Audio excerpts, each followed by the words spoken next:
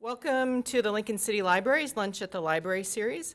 I'm Deb Arns, curator of the Heritage Room of Nebraska Authors here at Bennett Martin Public Library, and I'd like to thank the Nebraska Literary Heritage Association that organizes this series and supports our efforts to preserve and share Nebraska's literary heritage. Before we start today's program, I'd like to make a few announcements. You'll see flyers on the tables. October 9th is the Adult Spelling Bee, and that's at Screamers from 5 to 8 p.m. This is a benefit to support the Nebraska Literary Heritage Association and the Lincoln City Libraries. So I encourage you to sign up. You can sign up. There's information on the flyers. We can help you, or you can look at the Lincoln City Libraries Foundation website and sign up there. On October 28th, in the Heritage Room, we're having our Ames reading series, and we have two young adult authors, Allison Bitts and Alina Bruzas. That'll be at 2 p.m., and you can find out more information about that on our website. And then we have another, well, actually we have several coming up of the Lunch in the Library series, and there's flyers there on your table, and the next one is November 5th at 12:10 here in the Bennett Martin Auditorium, and it's Allison Pierce Stevens, Detective Dogs and How Working Dogs Sniff Out Invasive Species. So that should be interesting. Before I introduce the speaker, I'd like to remind you that this program is being filmed by Lincoln TV, Link TV, and will be available on our YouTube channel and on the city's YouTube channel as well, website. So today's speaker is Kwame Gyamfi. He's an influential figure in Lincoln and a leader at the Malone Center. He's an experienced school community coordinator with over 15 years in public education, specializing in developing and implementing successful programs that promote leadership, civic engagement, and youth empowerment.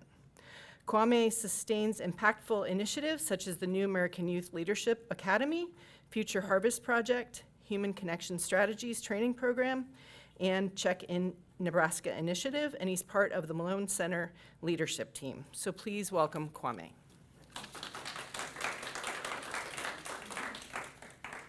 Every time I hear those intros, it just is like, oh, is that me? I don't know. Okay, before I even get started, I want to say thank you for inviting me. I believe that the work you're doing is extremely important because I love libraries and I love books. I have a special connection with libraries because it was one of the safest places for certain times in my life that I had. So I would frequent the library. I would bring a brisk and some snacks, and I would sit on, I believe it was the 5th floor at the Omaha Public Library downtown, and it was the African American book section, and I would read. And oftentimes that kept me out of trouble, kept me safe, and also kept me cool because it was air conditioned in the library. So that's just a little backstory. And so this, for me, is almost a full circle sort of feeling. I do talk about libraries quite a bit, and I collect books of my own, and I appreciate all of you for doing what you're doing. So I think what I want to do is read the full word in the book because it will, in my mind, give you the most perspective about the book and about why it was written. Afterwards, I am open for any questions you may have. Time is the ultimate force in my life. Without time, I will not have family, love, money, experiences, or anything else I consider valuable. Like most people, I did not understand the value of time until it was taken away from me. Nowadays, when I speak to students, one of the first things I say is how much I value time.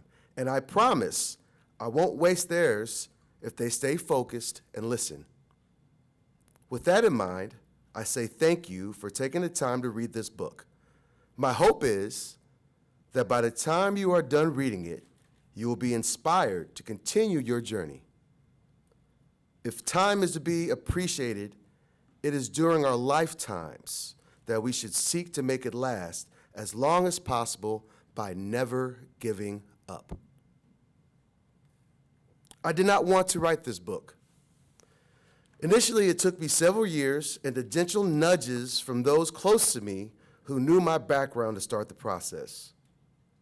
Only because of time did that process lead to this unique way to follow my life story.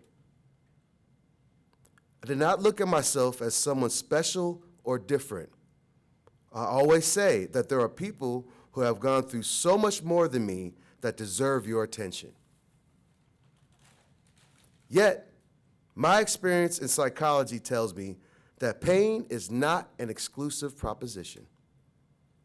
No one person owns the rights to pain, and every person endures pain in their own way. I am reminded not to look at the measure of my pain, but how I can help someone else deal with theirs. As the premise and the format for this book came together, I was forced to confront many demons from the past. I sat with a talented group of writers for 14 hours worth of interviews. I want to say thank you to all the writers involved.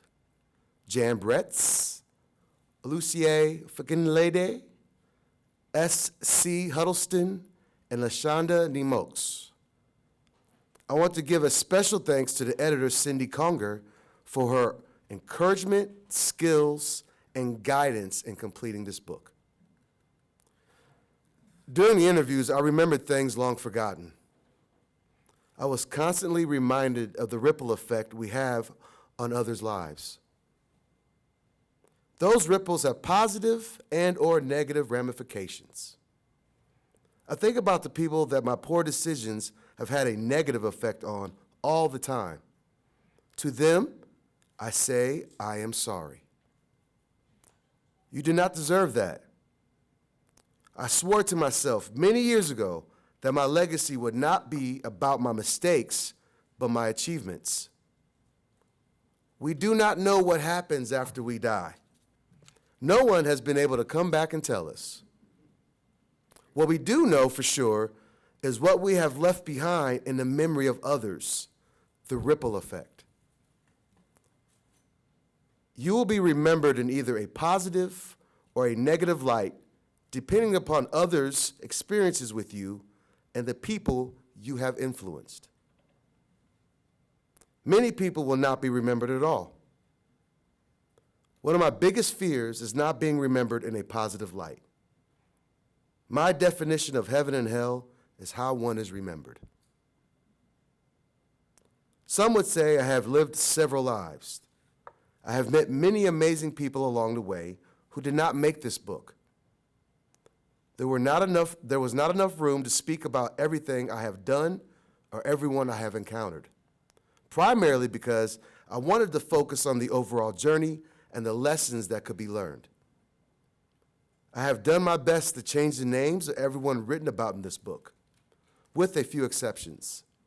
Those exceptions are people I greatly admire and who have had a most enduring impact on my life. I want to honor them. They know who they are.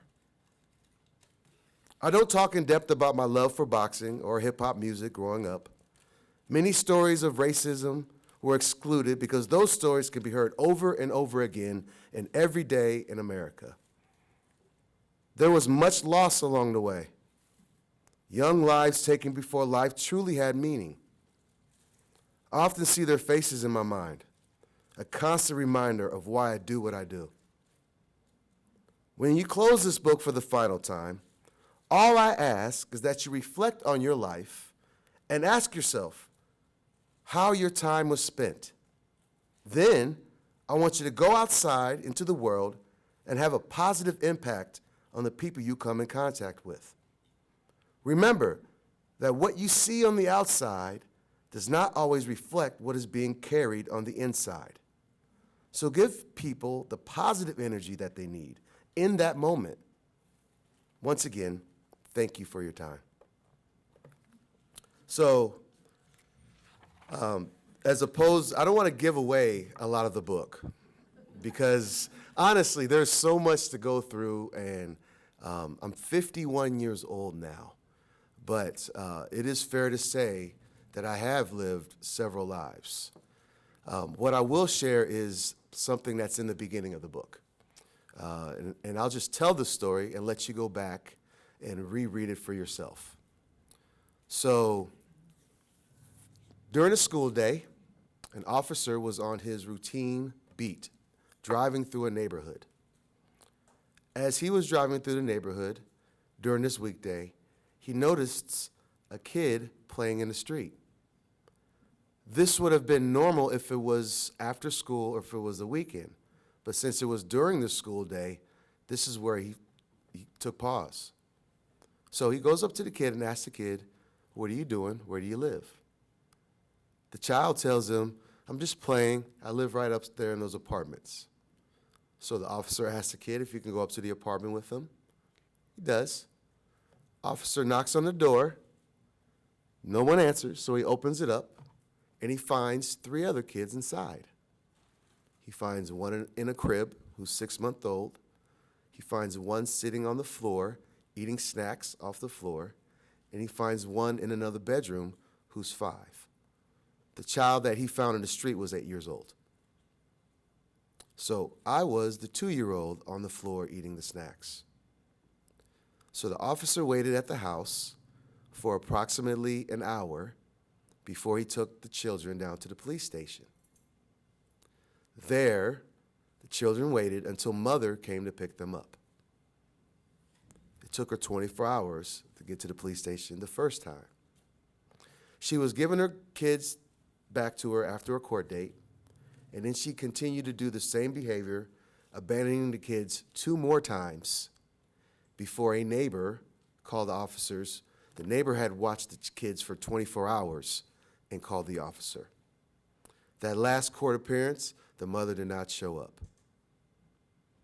So I did not find out this information until I was a full-grown adult. I was in my 40s when I petitioned the state of Virginia for my adoption records. It took 7 years before they sent them to me, and they sent me a redacted file because it was a closed adoption. The original woman that worked at the adoption agency in Virginia gave me some interesting information that was not in the documents. She told me that my last name rhymed with my brother's middle name. She also told me that both my parents had died. My father was stabbed to death, and my mother died of a drug overdose. So there were no living relatives to give permission to unseal the files. So what they sent me was this redacted file with blacked out sections, blacked out information. But it still painted somewhat of a picture. It still told me what my mother went through. It told me that I had 2 older brothers that I never knew that I had when I was adopted. You know, it gave me a lot of information. It gave me a little perspective as well, because I love snacks to this day. And I think that, that is a habit that I picked up. It also helped me understand some of the bad habits that I have. Some of the things like growing up having night terrors, or the inability to connect with people on personal levels when I was younger. These are all side effects of not being developed. As we know, those first 4 years of a child's life are so critically important as far as their growth and development. And when you're in an environment where you don't have proper growth and development, you're gonna have challenges when you get older. So I experienced a wide gambit of challenges, from drinking out of toilets, because that's what we did when we were left home by our mom. We had no other access to water but the toilet. She would put piles of snacks on the floor for us when she would leave. So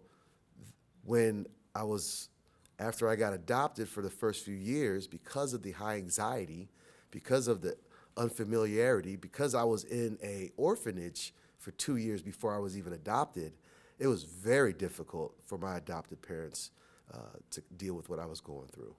And that led to even more challenges. My adopted father was a Vietnam War veteran, Special Forces Green Beret, who had seen 2 tours in Vietnam, so you can imagine what he carried.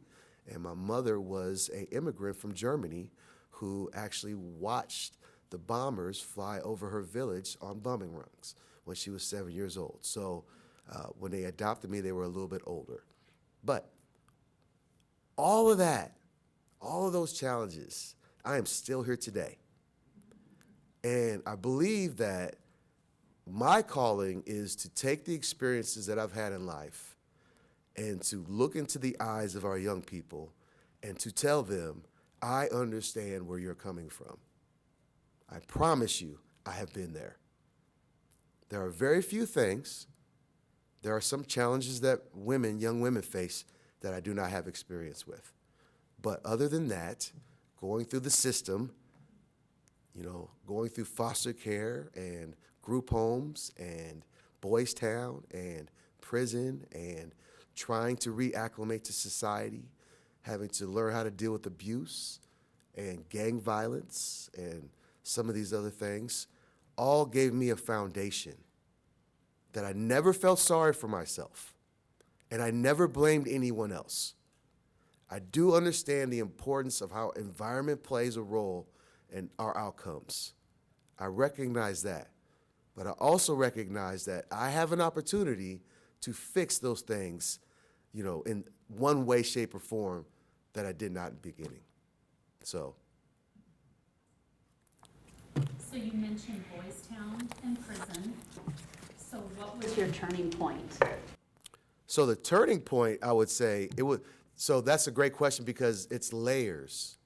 So it was people that I met along the way that influenced me in one way positively, right? Throughout my life, I had plenty of negative influences, not a lot of positive ones. So when I did have a positive influence in my life, like Dr. Saidi Luaru, that person made an imprint on me that carried me over.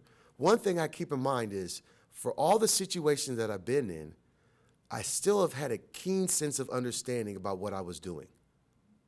Meaning that history had played a role in my decision-making in the present, in my ability to avoid death, and seeing the scene and saying, time to go, right? Or just as I got older, understanding what needed to be done in order for me to be a better person. I will say one comment. My mother has since passed, but she was the only person in my life that loved me unconditionally. Okay? She knew all of my flaws, and she did not care.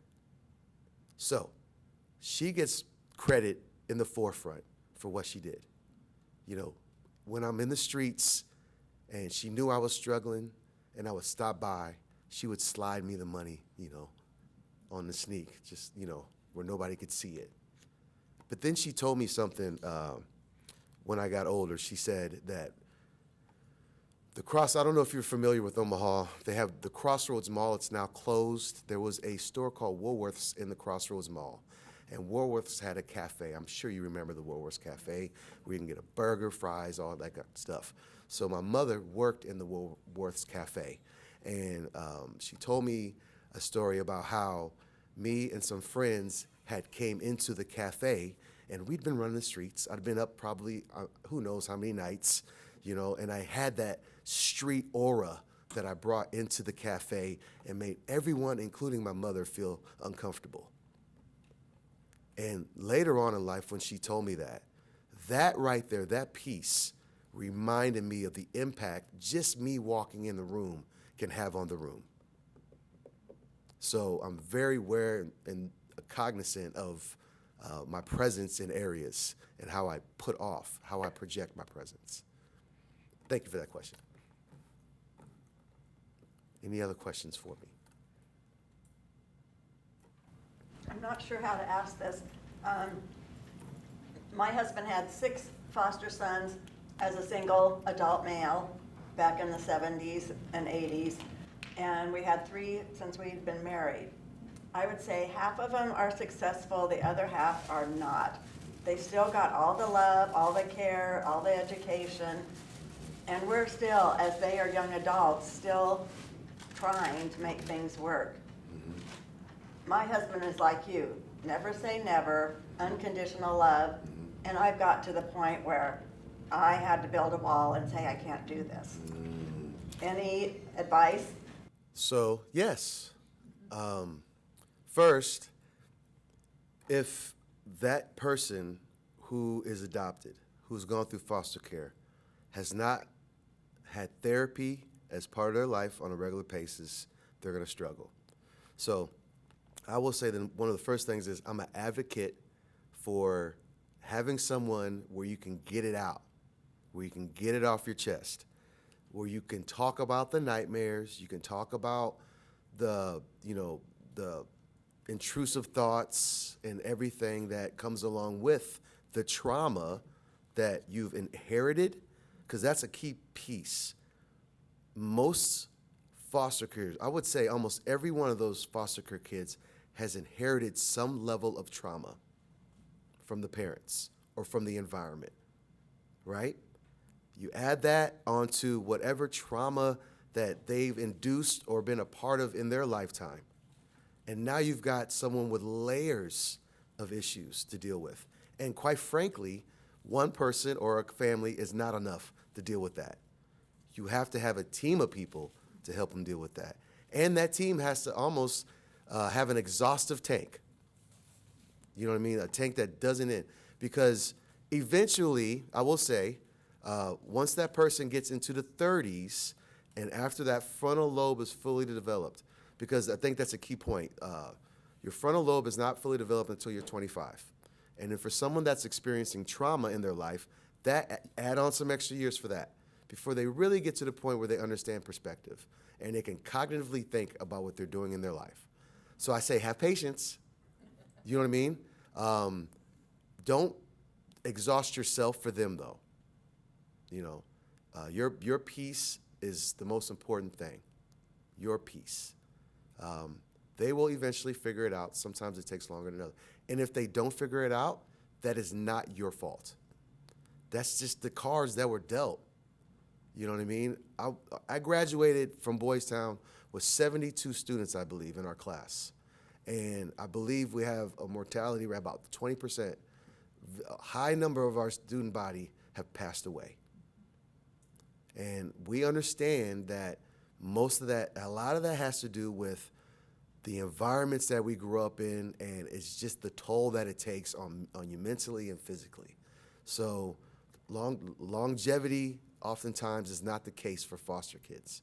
And we know that if you age out of foster care, you're more than likely going to end up in the justice system one way or the other. It's just the odds are stacked against you. So try to give them. I think drugs play a huge part. 100%. Drugs, so I think that when I say the environment, that's part of what I'm talking about. Is one of the best things that ever happened to me was being told I could not live in Omaha. So you have to start thinking out the box now. For many people like me, I'd never really left North Omaha. You know what I mean? You don't travel or go places. And I think traveling is one of the easiest ways for you to learn and grow, is getting out and seeing things that people that don't look like you, things that you're not accustomed to. Those are the type, so I applaud what you're doing, and I know it's extremely difficult, but that's all you can do. You say you never felt like you were a victim. How do you think that happened? Because I'm a fighter. So if you have a fighter's mentality, you might say, okay, I lost that fight, but I'm going to come back and fight again. You know what I mean? Because if I play the role of the victim, that makes me feel weaker, in a sense. And I know that I'm not weak because of the mud that I came out of. I know that I was in a situation that many people were not. And for me to be able to come out of that, where many people like me have not. But some fighters think they're a victim, don't they? No, I'm sure they do, but I think the top level ones never believe that. Okay. First of all, they never believe in losing. You know what I mean? If it's not really losing, it's an experience that you've learned from. I may have gained a little bit more than I lost in that experience. So, for example, living on the streets, you had to learn how to do certain things that normally people never even think about. So we used to have to take bird baths. Now, if you've ever had to conserve water, you kind of understand what I mean. But if you live in an abandoned house, you don't even have access to water. So we would have to fill the water jugs up at the neighbor's house, and we had a skillet that we ran an extension cord from the neighbor's house. It was an older lady, and she didn't really know what we were doing. She had an outdoor outlet, being honest, and we would heat up our water in the skillet and put it in the upstairs sink, and that's how I took that's how I washed up. You see? So, as I got older, and I'm a struggling young adult, I'm not as panicked, you know what I mean, about the water bill getting shut off. I'm gonna get it back on. I know what I need to do in the meantime, you know, or I'm not panicked about how I'm gonna eat. I know how to survive on very little food. You know what I mean? Actually, my wife, it drives me, to this day, and I know it's probably not a great thing, but to this day, I still eat food that's left out overnight.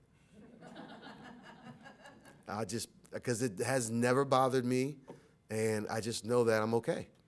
You know, my body's used to that, so. How long were you at Boys Town?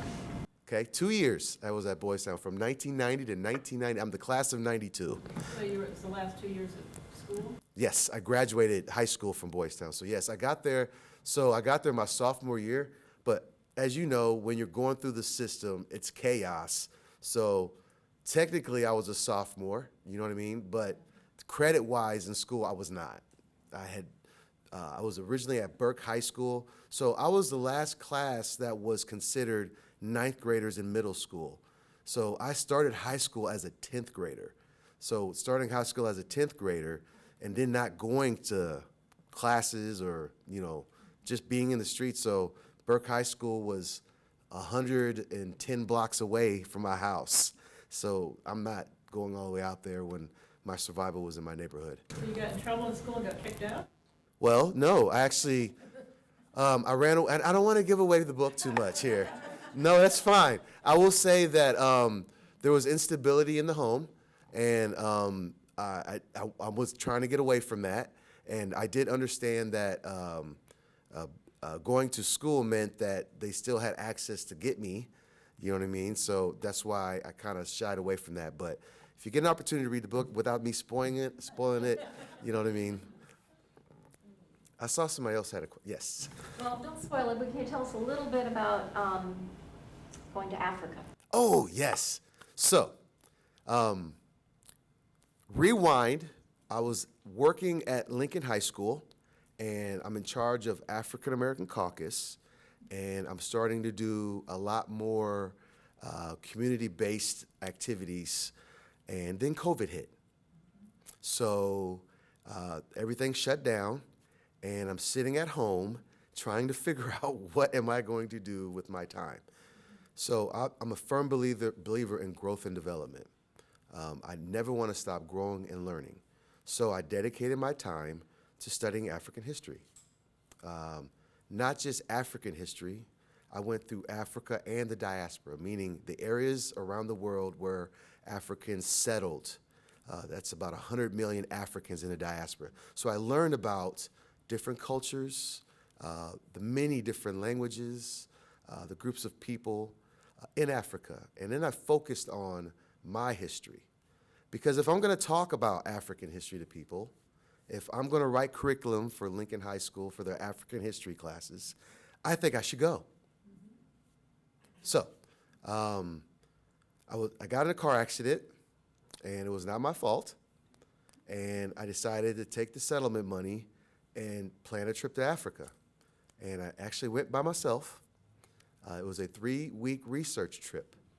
It was not, I'm gonna tell you, no, I know, I'm gonna narrow it down for you here. I'm gonna narrow it down. So 85% of African Americans can trace their history back to West Africa, specifically the regions of Ghana, Nigeria, Togo, in that area of West Africa, along the Niger River. So I decided that's where I wanted to go. I reached out to people over there, used our social media platforms to do so, weeded through all the noise, and found a young man named Bright who I thought would be great to be my tour guide. So he helped me throughout the whole trip. He is an Ahanta. He's part of the Ahanta tribe. And the Ahanta tribe is located on the western region of Ghana. So along the coast on the western region. So it's got famously Cape Point, or 3 Points is a famous area there. And 3 Points is the 3 forts that the colonizers had built in that region of Ghana. So I got to meet the Ahanta king, which is an interesting story. I actually had to send him a sample of my writing, and I sent him 2 bottles of White Bridge gin, which was his favorite gin, and I made a donation to his school. And so when I got there, I spent time in the schools, interviewing students and staff and staying in classrooms. And then I went to what's called griots, which are the local historians. And I interviewed 2 griots and learned the stories of the Ahanta people as told by the Ahanta people, not as told by anyone else. And then I just spent time with them. I was off grid, you can say, where I did not have Wi-Fi or hot water or any of those things for about 4 days of the 3 weeks. And that was a very interesting experience, getting to go to sacred places and meeting the people that I met and having those experiences that I did. And, important part is, at the end of the experience, I was told by the king, me and him were sitting in his private chambers. It was just me and him. He was in his bed, and I was sitting in the chair next to him. And he says, "You are going to receive many blessings when you leave here." So I said, "Thank you." Before I even got back to America, I had already received a new job offer. And then when I got back, it was just like a roller coaster ride. It was just unbelievable since that time. So I'm very appreciative. That journey brought everything full circle. And it was the healing that took place on that trip. Me sitting on the beach with 2, I would call now friends, bawling my eyes out, getting it all out. And then how I felt afterwards, just the weight lifted off of my shoulders and the actualizations that I got afterwards. It was amazing. Safe to assume the name story is included in the book? There you go.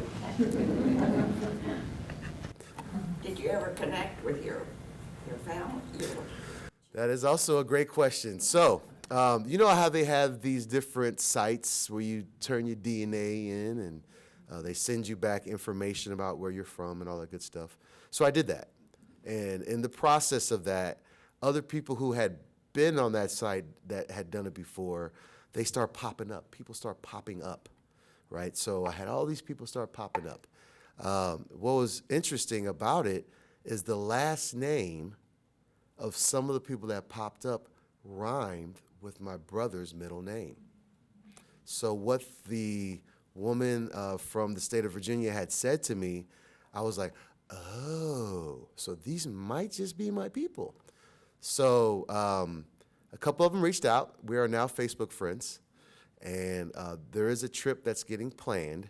But I had to let the dust settle because, as you may imagine, children that haven't been heard from in 40 plus years, 50 years, pop up, there may create a little chaos within the family. So the family was trying to figure out which brother I would have been my father. And, so there's still some questions to be answered. I still have not seen pictures of what my mother looks like. So I would hope to get to see pictures of her at some point. Next year, that is part of our plan, is to take that trip to South Carolina and Virginia to find out more. Are you in touch with your siblings at all?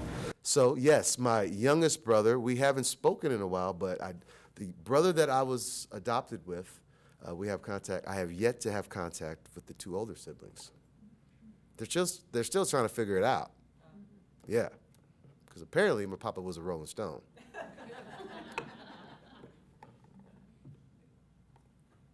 When did you decide to forgive your mother? I've always forgiven my mother. I've never had an ill thought ever in my life towards my real parents, not once. And I think part of that is just not having them in the memory banks to have so. My first memory, so this is in the book, but my very first memory is getting dropped off by a taxi to a McDonald's. And come to find out, that was because people had tried to adopt me before and could not take the issues that I came with, the fear that I had of anything that moved, you know what I mean? Because I did not have attachments, so I had a detachment disorder. And they dropped me off in a cab to a McDonald's where the orphanage came and picked me, or adoption people came and picked me up. That's my core memory. That's the very first thing I remember. So everything after that is just kind of like, my adopted family is who I've had most of the chaos in my life with. And even my adopted mother, I never had any ill will towards my adopted mother. I can't say the same thing towards my adopted father, but that's another story. Are you a father today? Oh, yes, I am. So I have 6 children total. Me and my wife have 4. And I also have 2 grandchildren, 2 grandsons. So, yes. And now, my youngest is 18. I just graduated high school. All of my kids are doing great. And I say that, people say their kids are doing great, but I truly feel they are doing great things because of the people around them consistently telling me. Not my kids telling me, but, friends and, people that just know my kids, that coworkers, all that, are constantly telling me how great they are people. And that was my goal, not to pass trauma on to my kids. So whatever that took, you know what I mean? I just literally did the opposite of what was done to me, Now, there were lessons that I learned. There were tough lessons, and my children are going to have to learn some of those lessons as well, obviously. I can't teach them everything, but I did my best with them. And both. You could say both. I fell in love with my daughter when she was born. Smitten. You know what I mean? And that would be considered one of those moments where I'm like, oh, I got to do better. You know what I mean? But as you get older, you just gradually, and you know this is not a young crowd. This is a veteran crowd. You know this, as you get older, you get smarter. You just wish you had the body, you know what I mean? The energy that you had when you were in your younger days. But the knowledge that you get as you get older is what's so valuable, so valuable. Was sports ever a part of your life? Yes. So one of the things my adoptive father did, and he was a boxer in the Army. So when I was younger, when me and my little brother, who was a year and a half younger than me, would have disputes, he would put the boxing gloves on us and put us in the backyard. So I grew up in a full contact house. I played midget football a couple years, but there was chaos around that. When I got older, though, and was in Boys Town, I had a family teacher they run the house. A family teacher is who's assigned to take care of the kids in the houses at Boys Town.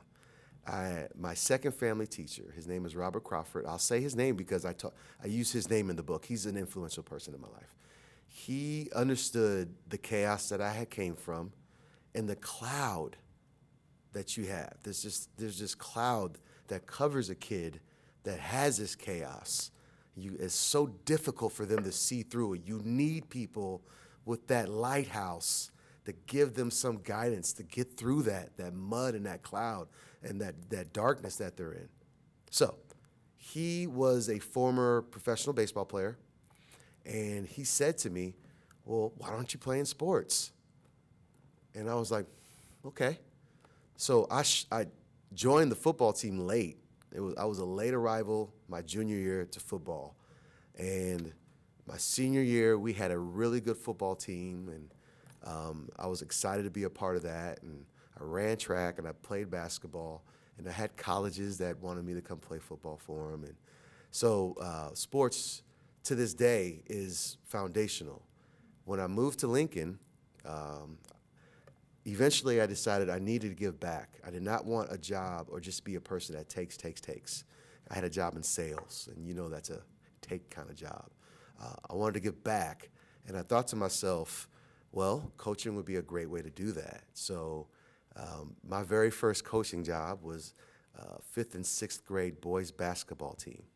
And now I had never coached basketball whatsoever. I had no clue what I was doing, but I did know how to read, and I knew how to do research. So I just went down the rabbit hole, and our team was a 500 team, so I was happy with that. The kids had fun, and I kind of caught the coaching bug. But I moved to football because I had more experience with football in high school. I had more success with football in high school. So started coaching youth football, YMCA, and then while I was at the YMCA, I had a couple parents that said, hey, you ever thought about coaching high school football? And I was like, I don't know. And they were teachers at East and introduced me to John Gingrey over at East. So he became one of my mentors. He has a son who has passed away, rest in peace. He had some of the same issues and struggles. So Coach Gingrey had empathy for me. That's a very important part of my journey, is if people don't have empathy for those that have gone through things, how can people improve? When we look at someone on the surface, we tend to lose that empathy if they don't look like us. That's a fact.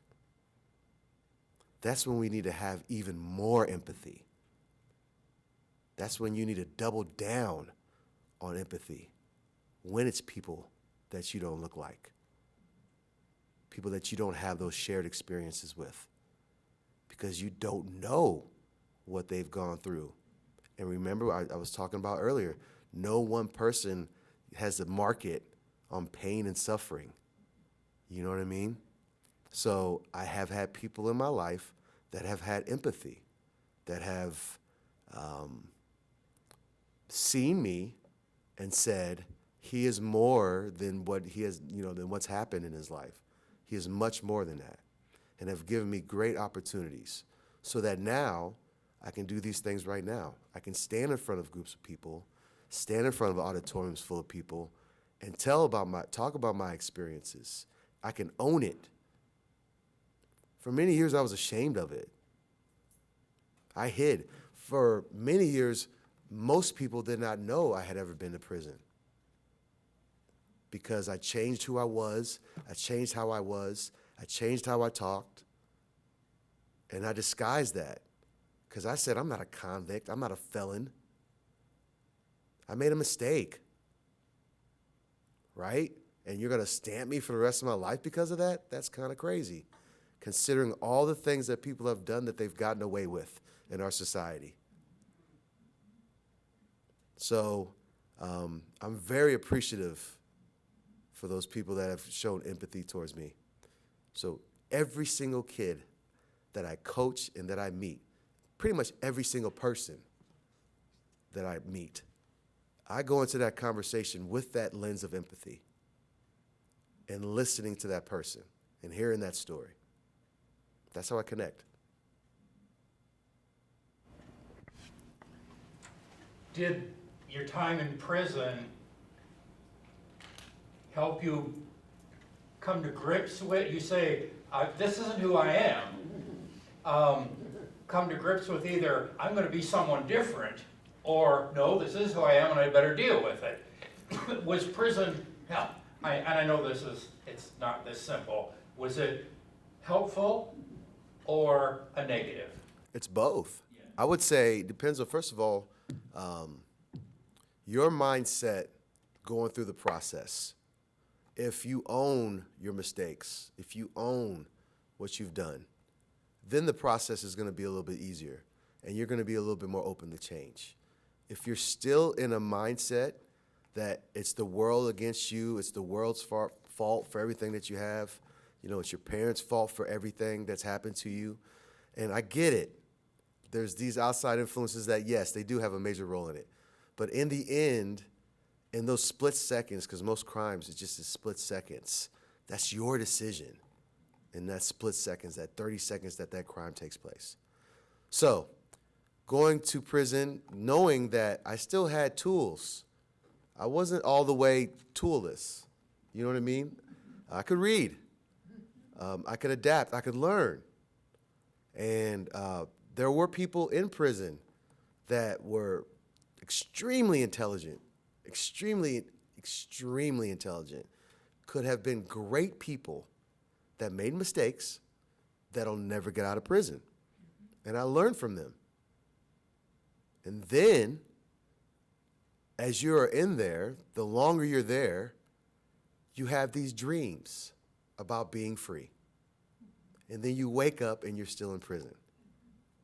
That, if you have any strength in you, you're going to say to yourself, I don't ever want to feel like this again.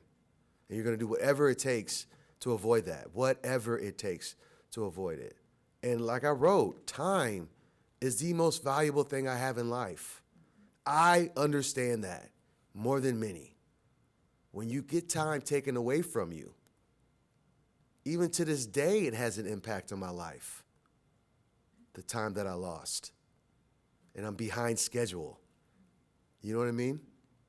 So it's a positive and a negative.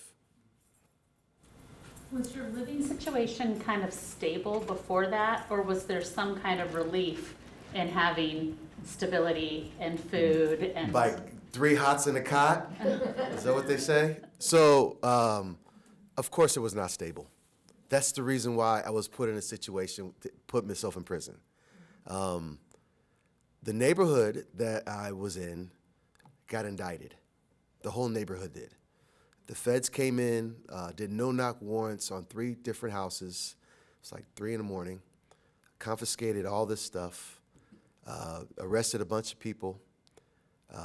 And I ended up being, at my young age, one of the older kids in the neighborhood. Barely 21, and I was one of the older kids in the neighborhood. So, older people. So the young people younger than me came to me. You know, we'd hang out together and stuff like that. So, yeah, I. It was. I would say, to be able to. The dangers changed, but I believe they were more manageable because you could see them coming. On the streets, because there's so many different ways. There's so many different ways. I could just name off ways that my friends have died in the streets. So I just know there's ways that you can go. You know what I mean? And so, yeah, not to go that way, but to get taken off the streets, yeah. And how did music influence you? Oh, so to this day, I hum. And it doesn't seem like much, but it's a coping mechanism that I've always had. In stressful situations and for me, stressful situations, let me be clear, that is different than what many people consider a stressful situation. So when I had stressful situations, I did turn to music. And as you read the book, there's a timeline in my life. There's a soundtrack to my life through music. And even when there was no way for me to play music, I still played music in my head.